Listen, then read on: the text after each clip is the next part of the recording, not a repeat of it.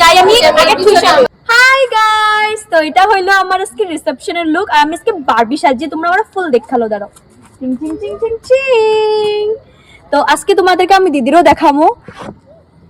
দেখো দিদিরে, ten ten. দিদি পরছে হলো ব্ল্যাক শাড়ি আর আমি পরছি হলো পিঙ্ক।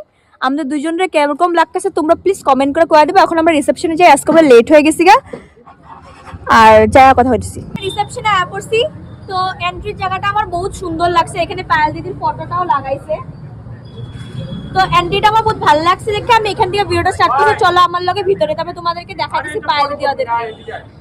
আর বললাম পায়েল দিদির লগে দেখা করতে। এই যে দেখো পায়েল দিদি, আজকে পায়েল দিদির আমার বহুত বেশি ভালো লাগতেছে। তোমার সামনে আসো, এটা রঞ্জিতা দিদি আর এটা পায়েল দিদি।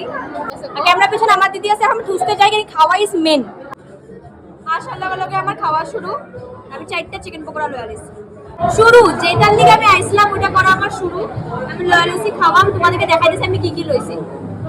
এমনি তো অনেক কিছু ছিল কিন্তু আমি সবকিছু লই নাই। আমি লইছি হলো ফ্রাইড রাইস, মাটন, এটা আর এটা।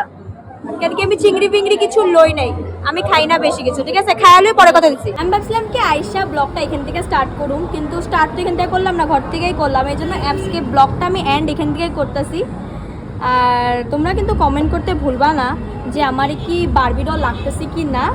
বাই বাই, গুড নাইট, কালকে আবার দেখাবো, বাই।